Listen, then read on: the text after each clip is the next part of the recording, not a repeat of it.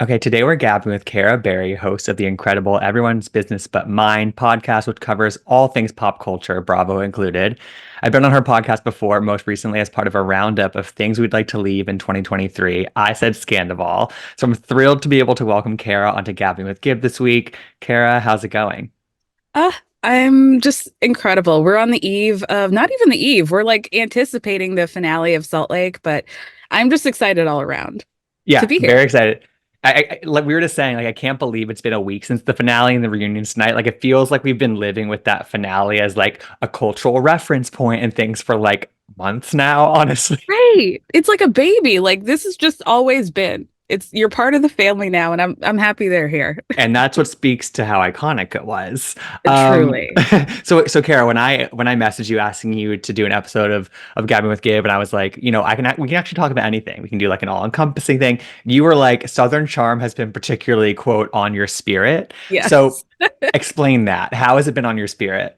Okay. Southern Charm is one of those Bravo shows where I don't tend to recap it. I'll check in every once in a while, but I'm sad. I'm watching and it's like I'm not gonna watch a season and then here I am 5 episodes later, like what's going on with Taylor and Austen and Shep and all of them? JT, why is he so tiny? Like it's just been such a surprisingly good season. And I love it. I think the best or the better seasons of Southern Charm are the ones where the women are like taking their power back. Absolutely. And this was one of those seasons. Absolutely, because especially because over the like at least from the beginning, it was sort of like it was always the guys of Southern Charm, and that's who we. It was like Mhm. the guys and Catherine, and like the women always sort of felt like they were sort of in the next tier of like the conversation. When like Right. actually, like it's most it makes for the best TV when that's not the case. You know what I mean? Yeah. Yeah, Yeah, especially in Charleston where things are just very different. yeah. They're different, and the male to female ratio is very different there than it is Hmm. anywhere else. So yeah, they're very interesting dynamics at play. So we're in this period so where we saw the finale, we've seen this amazing season of Southern Charm, but we have not seen the reunion yet. And I actually feel like there's it's very worth like sort of looking back on a season before we get any sort of closure or sort of answers for things that reunions tend to give us. So how are you feeling about how Southern Charm this season ended? Because again, I think it's kind of, a universal thought that it was a good season of Southern Charm, but how did it end Yeah. for you? Really, I I just have to say, Olivia, I'm sorry for all of the things that I said about you before. I'm sorry for calling you flop. I'm sorry for calling you just a boring piece of toast because she really came through and now she really went from zero to hero with me. Like I love her. I love her sticking to it, sticking to Austin and really finally somebody telling that man exactly who he is and how he's been running rampant and terrorizing the women of Bravo for years now.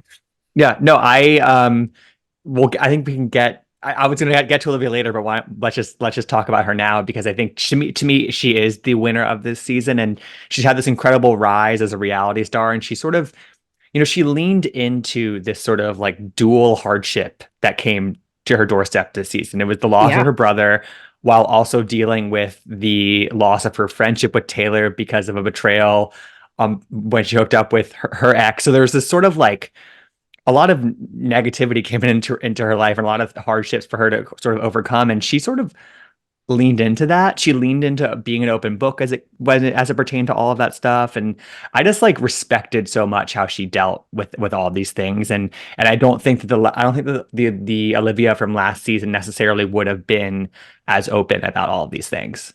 Yeah, I agree. I think it's incredibly strong of her to continue the season after this devastating loss of her brother and to still like have the wherewithal to see like what's happening and how she's being manipulated and how she wants to change her relationship with a lot of people, I'm sure. Like a death in your family changes a lot of stuff for you and you Yeah. reprioritize a lot of things. And like the fact that she was able to see the dynamic between her and Austin and Taylor was just like incredible because I would have been like on another planet, you know? Yeah, yeah, totally. And the trip to Jamaica overall was a really great cast trip, but like the way that she came alive in several moments, particularly that night of like that dinner where her it was just her and Taylor there early, and then Taylor there was this big moment, and then she gets up from the table and Taylor's FaceTiming her brother on the balcony, and Olivia Oh overhears her, my storms into her God. hotel room.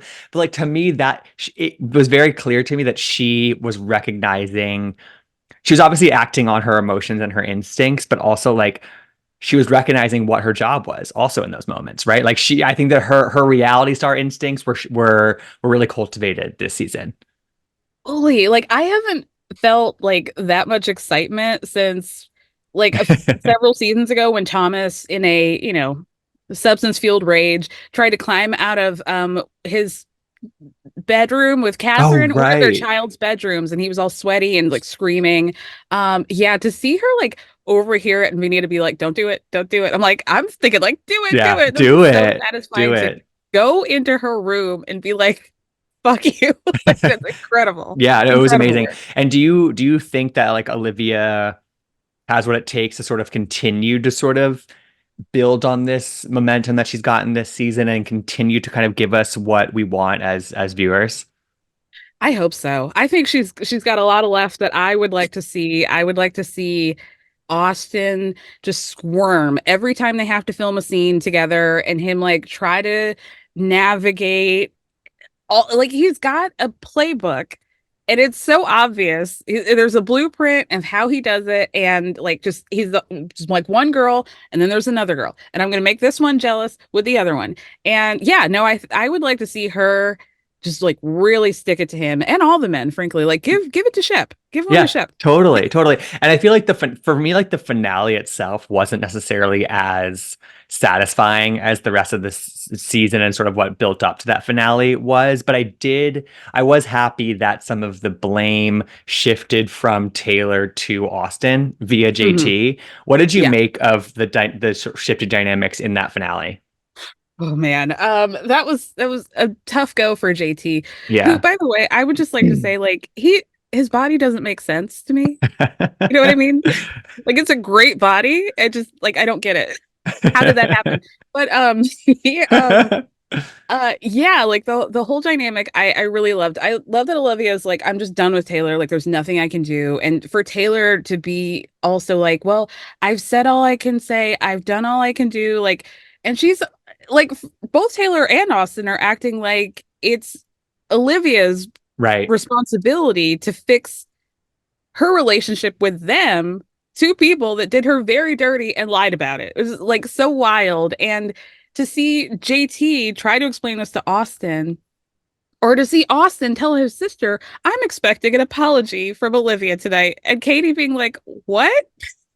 Boy, Excuse me? come on. Yeah. No, it's kind of wild because it's like you'd think by this point, and maybe by the reunion we'll see that this has changed, but like you'd think that they will have gotten, okay, I actually am misreading this whole thing. I'm misplaying this. Like I need to shift my strategy for this finale to sort of like have some redemption opportunities, but neither Austin or Taylor really recognize that. And it's never going to happen. Yeah. I'm Yeah. not going to hold my And breath on this. It right, is never, right. ever going to happen. So let's talk about JT because my main takeaway from it was like I was glad that he was taking it to Austin. Like that Mhm. there was a satisfying feeling in that.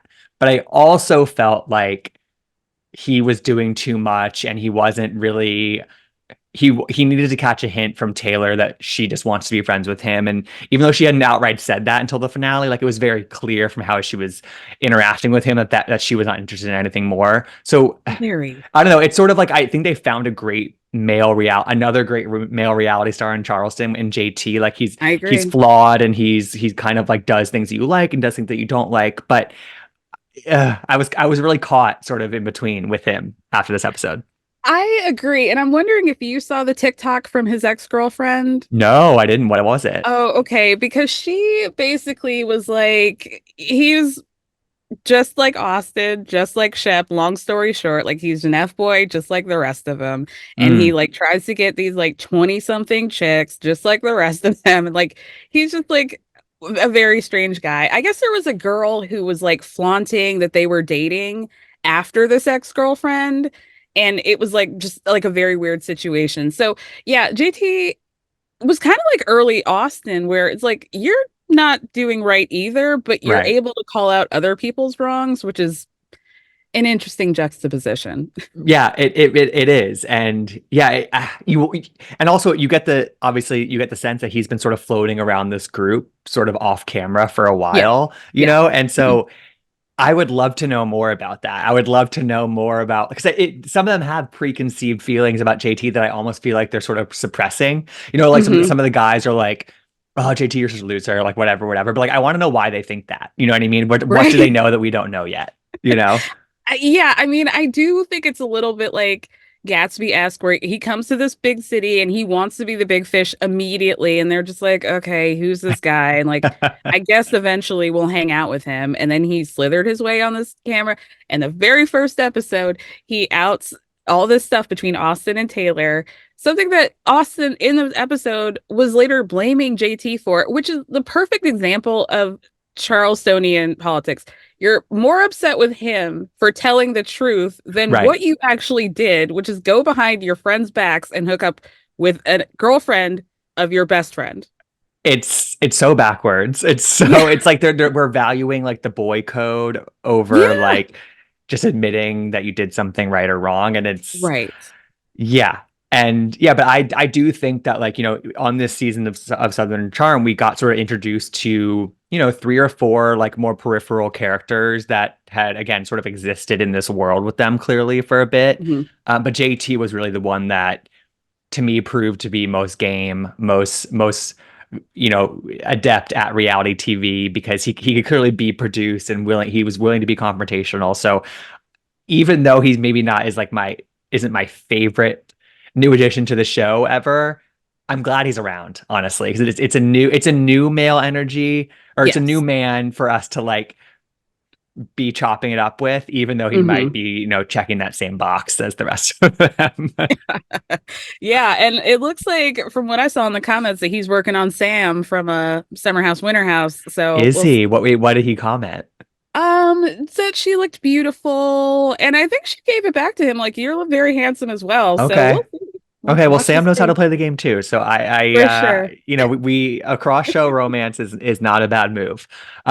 What is your read on Taylor after the Southern Charm finale? Like, is it, I don't know, it just felt like the whole time she handled the entire situation just like either slightly or very wrong. You know, I feel like she Mhm. never fully got it right. So, Right. what's your read on Taylor and where does she go from here? Is there redemption for her? I mean, as a girl, like I grew up in Georgia, so I kind of understand how these girls like Taylor work, where you she saw in Shep her future. And I don't even necessarily mean that in like a like advantageous sort of way.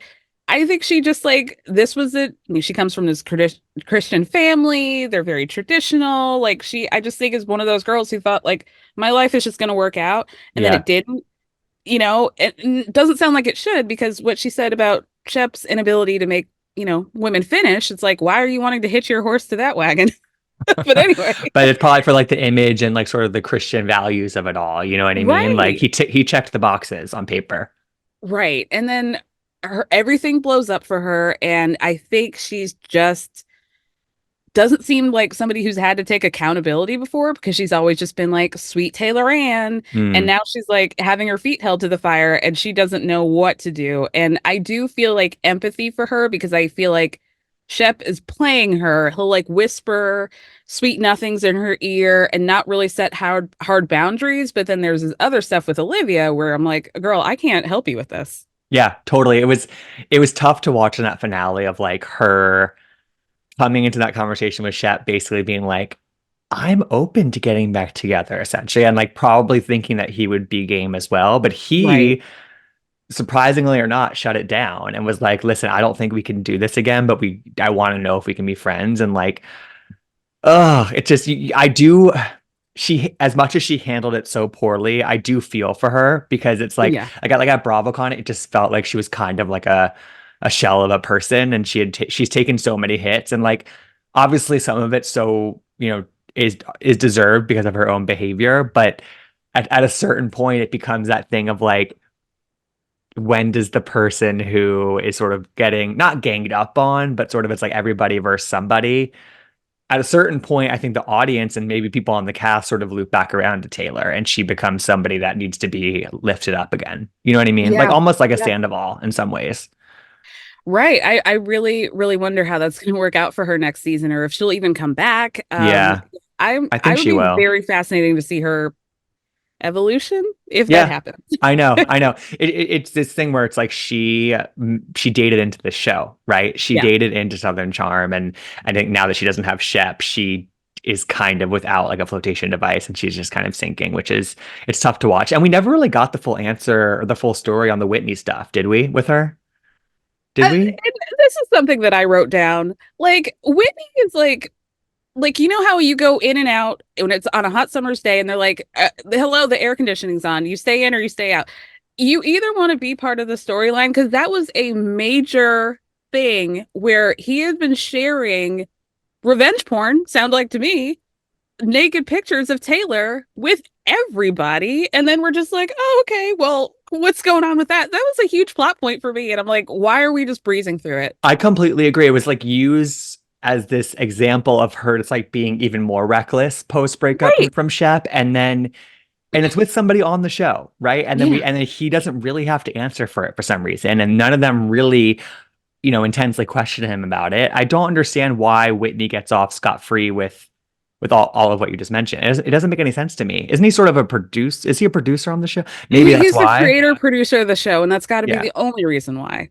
which is fucked up, right? I mean, Incredibly, like it's that's like you can't be here if you get to do this egregiously wild stuff, but then we just like don't even get to acknowledge it. It's weird. and I guess it's sort of like he's our access point to Pat, and so maybe that's why that we. I don't know. It's really bizarre, but I do want that full story. So maybe Andy will get it for us on the reunion. I I don't hope know. so. It's. I want to jump. That's sort of a good segue to the men of Southern Charm because I used to like fully group Austen, Craig, and Shep all together. And it made sense. But to me, at this point, at least Craig is on this different path. Like, and I don't know.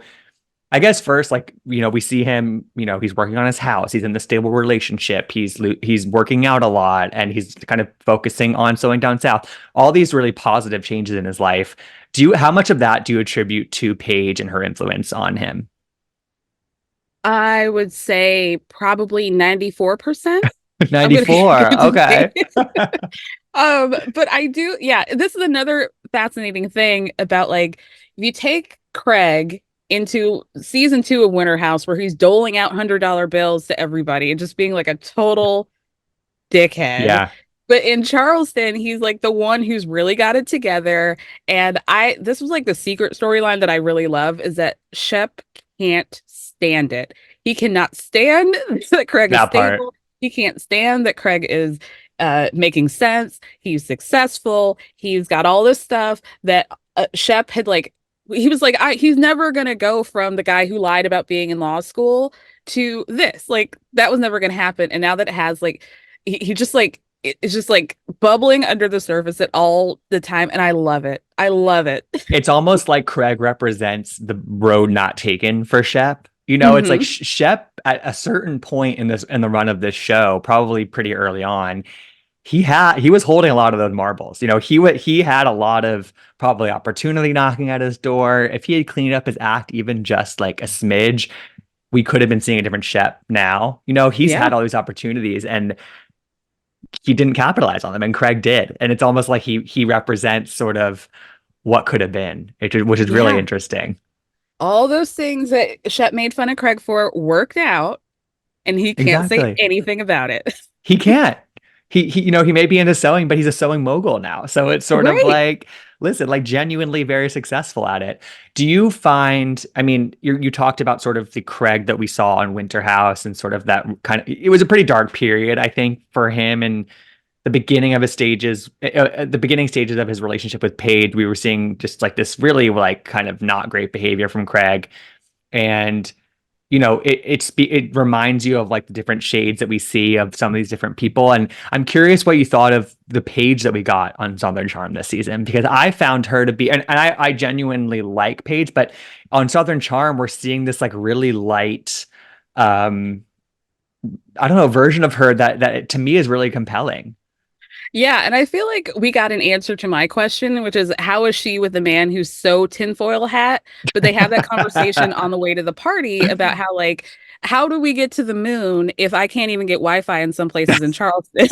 You know? So I'm like, okay, I get it now. Right. I'm Yeah. seeing why this is happening. Yeah, it is interesting and kind of refreshing to see a different side of Paige because I think the Paige in Summer House, like we all call her a bed bug. She knows it. It's fine. And like she's in there gossiping in the bed with Sierra, eating chips and whatever. But like, yeah, I like to see her kind of out of her element and navigating this and like navigating trying to have new relationships with people and like just being a fish out of water. Yeah, and I think that like in other when you see others when we in years past, I would say like early in their relationship, I think that it was really easy to sort of latch onto this idea that maybe they were just sort of coming together to like to broaden their brands Yeah. and sort of be this like Bravo power couple. But like after watching this season of Southern Charm, I'm really like they're a great couple. I really love them. They make sense to me, even though this location discussion is like who knows how that's going to end. Like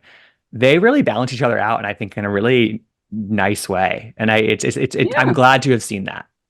It seems like they have like a fun, sexy Yeah, schedule to their relationship. Like he's up here, she's down there, once a week. And it just seems like it works out for them. Like I'm done with this discussion as to what their future is going to be because yeah, me they seem too. fine. I just don't Yeah, feel it's the like need to talk about it. what's the Yeah. rush? Exactly. I totally agree. It's we talked about Craig sort of being on this other path from the other two sort of main guides on Southern Charm and how he sort of represents the path not taken for Shep. And I feel like Austen sort of is on the same path as Shep, but maybe 10 years back from where Shep is. Yeah. And he Where's and Trop he Hop? Where's Trop Hop? Where's Chop Hop? But also, I mean, he orders it at almost every establishment in Charleston. That's all we sort of hear about it. But like, you know, the idea of Austen being sort of 10 years behind on the same path as Shep, he has an opportunity to change his ways. I just don't know if I see that. Do you see Austen ever sort of getting off that road? I don't. I think there's something about Austin where I see that he seems to enjoy the fame Yeah. more than most people on the show. And I'm not sure why I'm picking up on that, but I think like he's more reliant on the show than everybody else in order to like fill whatever emptiness is inside of him. And so I don't think he really feels the motivation to I don't know. I wonder if he feels like this show is forever. But the problem with that is that Shep can still get his mailbox money, but he can't.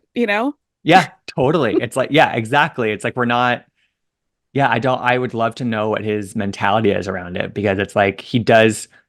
I will say he has sort of. I can't even say he's calmed down from his like sort of like intense fuckboy ways that we saw during the pandemic, during those during those shows with Sierra and Mm, all that stuff. Like yeah.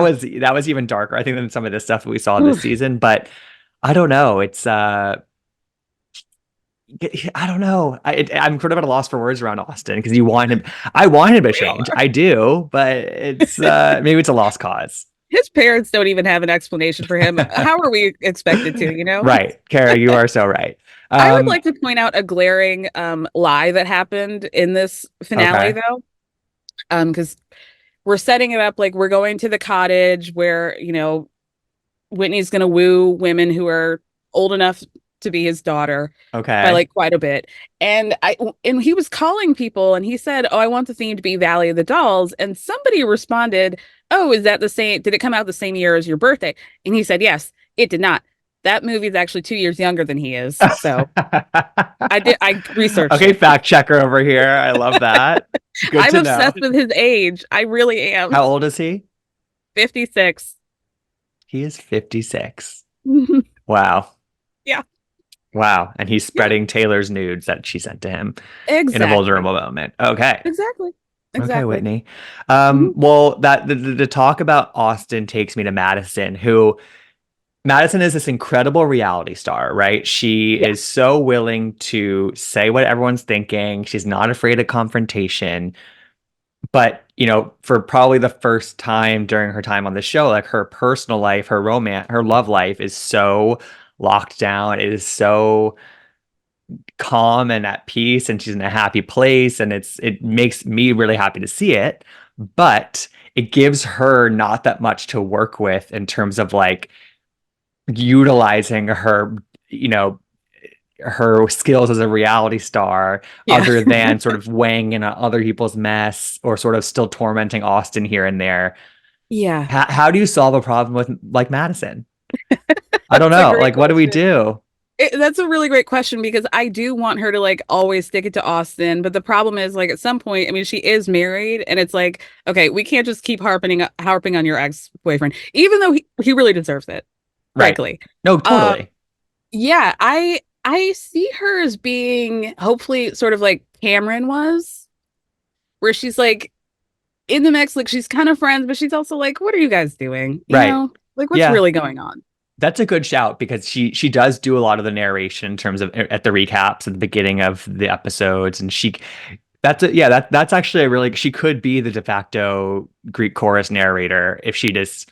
But I think they sort of have to amp that up even more for her to make it Yeah, more obvious that she's sort of playing that role. But you know, people say they miss Camelot, so I think that if they reshape Madison into that, that could be really great. I would love that. And we can get Miss Pat through her.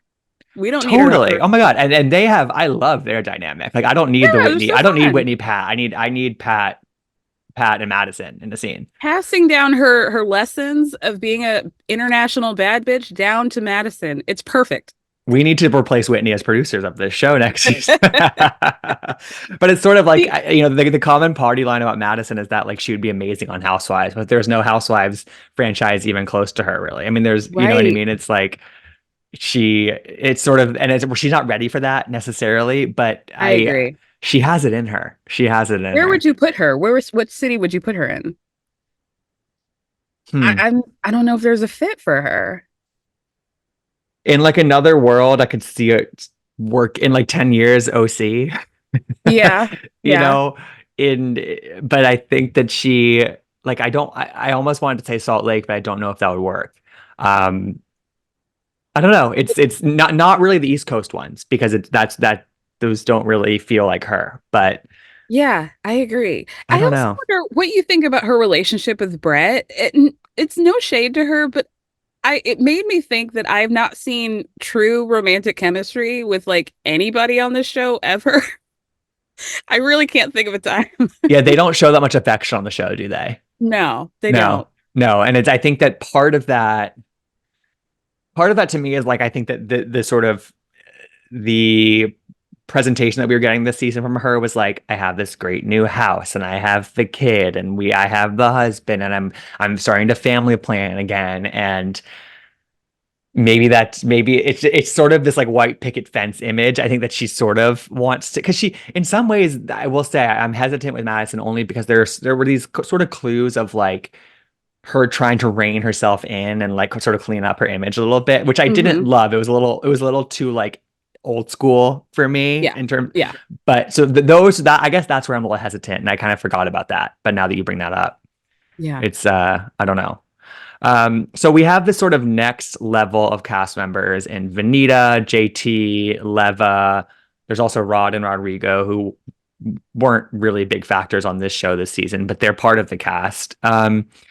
Do you think the rest of those characters who round out this cast, do they work? Do you like having them around? What's your read on sort of the rest of the crew? Okay, so I see a lot of Rodrigo over the season, like looking in the background like a Cheshire cat, and I'm like, what's he thinking? Yeah, Get a mic pack on him and let's see totally. Let's get what's the going on there. confessional. Yeah. Yeah. So I would like more of him. Rod, I think, was like, he was kind of a He served flop. his Like he purpose tried. for Olivia's like, Yeah, yeah, yeah. was never gonna Nice happen kind of guy. I guy. wish him Yeah. well. Yeah. Yeah. Um, Vanita is the biggest problem for me. And I only say that in that I really like her, but it just seems like most of the cast, especially the men, don't even really acknowledge her presence, or they don't seem to want to invite her. She's not invited to a lot of places and events in this season. And it's just like when she is there, they're like, what are you here for? And, as a Black woman, that really bothers me to Of see course. her be alone and to not be acknowledged by people. Like it's very irksome for me. Mm-hmm. But I like her a lot. I think she was great on her first season, and I think she's like a real good girl's girl, and I think she really like was great to be side by side with Olivia Hmm. and like talk to her, and like I like her relationship with Madison. I'm glad that they're friends again. I would like her to be on the show. I would just like people to be nicer to her. Yeah, no, I totally agree. And like you get these, there are these weird little moments where it's like Vanita has an interaction with one of the guys, and it's sort of like yeah, they treat her as like, I don't know, they treat her as a coworker essentially, Yeah, but one they're not really friends with, you know. And it's right. like, but she does have these really genuine connections with Leva and Madison and Olivia, and yeah, I feel like the show hasn't fully figured out what to do with her, honestly. And Hmm. like I agree, she has like a lot of she's a lot of the great stuff going for her. She's compelling. I don't think we hear enough about her personal life. Like we know that she has her boyfriend, but like we don't hear about him that much. And maybe because it's such a stable relationship, I don't know. Right. But there's a lot of like sort of white space for her to in terms of like her development on the show, which I think is exciting. What about Leva? Yeah, I agree. Um, Leva can go. Leva can go though. Is that how you feel? Yeah. I Why? don't think she wants to be there. She's barely there. And I think kind of like her show, she's like kind of pops in and out. I just don't get the vibe that she wants to be there. I don't know. And I felt like she switched up pretty quickly from her first season to her second one. Like she and Vanita were very anti-racist and very adamant about that. And I think she heard some of like Southern Charm's their viewership's feedback on that. And Hmm. if you guys do look at Twitter, Southern Charm's viewers tend to be more right wing than a lot Uh-huh. more other A Bravo 100%. shows. Yep. And I think she like self-corrected in a way that I didn't love. Got it. Even Yeah. though, yeah, my read on that was more that like that was sort of what production wanted to do for that one season and like sort of Mm, address all these things. And then it was sort of like, okay, we've done that. That sort of right. felt that was sort of the impression that I got from that. But Hmm. yeah, I agree. She does operate in this like really weird sort of limbo on Southern Charm. And I think on Southern Hospitality it works because it's like she doesn't need to be in the drama, but she just sort of pops in and out as the boss. But Right. so maybe now that we're sort of through a second season, we're into a second season of Southern Hospitality. It seems like a show that's going to be sticking around. I think it's like I it's hope pretty, so. yeah, it's like it's in the fold in my opinion, especially like with the Joe Bradley Danielle stuff. Like it's part of Right. the Bravo verse. So Oh my God, is maybe that still happening? what? Joe and Danielle, are they still Yeah. talking Oh to my each other? God. Yeah. They were just in Charleston together like last week. And Oh wow. Okay. yeah, no, I think it's actually kind of like on the fast track a little bit. Wow. What do you It make was of just it? so interesting because her ex was wanting to run a restaurant in Charleston and she was like, I don't know if I want to move there. Robert, he was Hmm. like flirting with that. That's very interesting. Yeah, I'm into the relationship. I just I kind of want more of a window into it. You know what I mean? It just feels like it, yeah. Is there anything else about Southern Charm? I feel like this season was a return to form in many ways. Like it's the best season they've had in a very long time, in my opinion. Um, but I'm curious how you think we follow up such like an epic season where like there was this huge web of romantic connections. Like, how do you keep that going? Well, one, I want to see more of that fight that happened between JT and Austen because I know we didn't get to see any punches blown, and I want to see how Austin's shirt, his blouse got unbuttoned. I want to see how that happened. Like pushing JT off the bar stool, like that was a lot. And also like his smugness in being like, "Oh, JT's jealous of me." And he got so activated and he got so like excited about that. And like you could tell it really filled his cup, like, oh, I'm the guy who gets the girl and he's not. And like, just being like, the I told you next time to stand up on a chair when you talk to me so you can be at my height. Like, ew, you're so gross. So the fact that that was his takeaway from that entire situation was really troubling. right. And not like holding accountability. Now, granted, clearly JT was like, he was in his cups and he was feeling very down because Taylor was just like, Right. "Hey buddy, I Sorry. love being friends with you and nothing more." Sorry. I know. I know. Um, Yeah. How, I but mean, he but wasn't wrong. yeah, he wasn't wrong. And it's almost like a part of me wishes that Taylor was into JT just so like next season it's like there's this like relationship that nobody really supports, and like, Yeah. like that's such a, great arc for a season. So I don't know what it looks like when, for next year. Yeah, I really want to also like, are we ever fully gonna get down to like Austen apologizing to Shep and being like, I was a bad friend to you? Because and Shep being like not being the cool girl about it, not being like, oh, like if you guys are really in love, like that I wouldn't stand in your way, which is different from I would be supportive of it. Right. It's just like I'm gonna be cool about it. So I wish Shep would be more honest, and I kind of like how he like Austin's over there in a corner outside on in the cottage, and like people are clearly trying to calm him down, and Shep just walks right past him and is like, you know what, he kind of deserved it. Hmm. So, Yeah, and I hope Austin hears that. I hope he I does. and I think one other idea that I think I would love to see for next season of Southern Charm is, I liked seeing Paige and Craig. I thought that was, again, fun, light moments to see between them. But I think it would be interesting to see Paige being more of a cast member on Southern Charm. Sort of, Yeah. she could honestly be on both shows for a season or two, and it's sort of like, what does it look like if she has some interpersonal drama with some of the women on the show, or, to confront some of the men? I don't know. I think that she's a really great reality star, and we to see her sort of activate that more in Charleston, I think would be kind of interesting.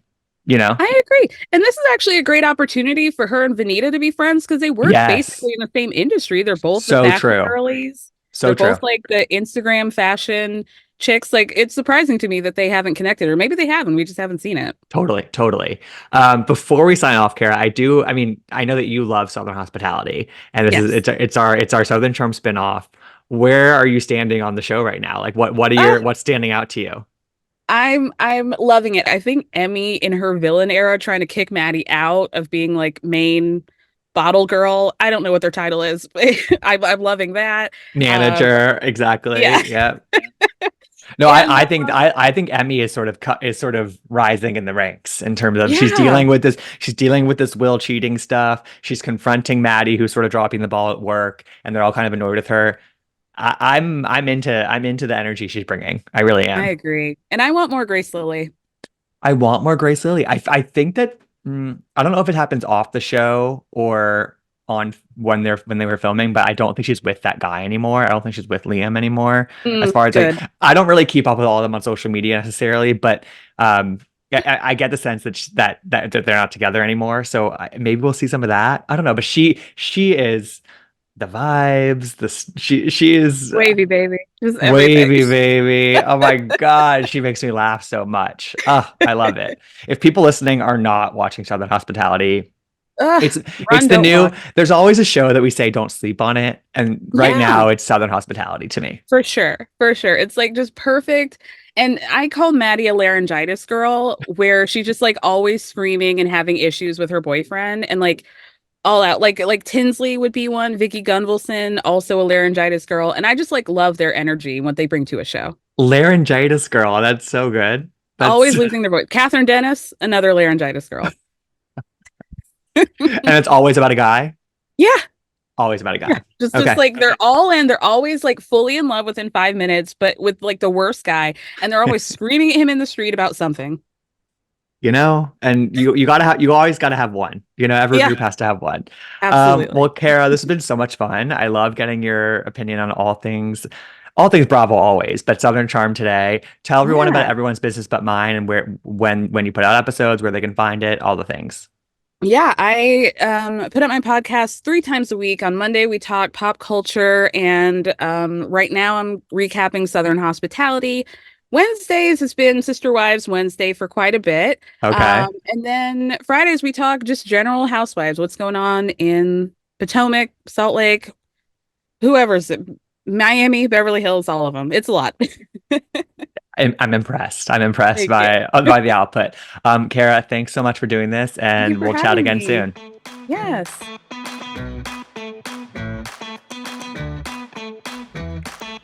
I want to gab.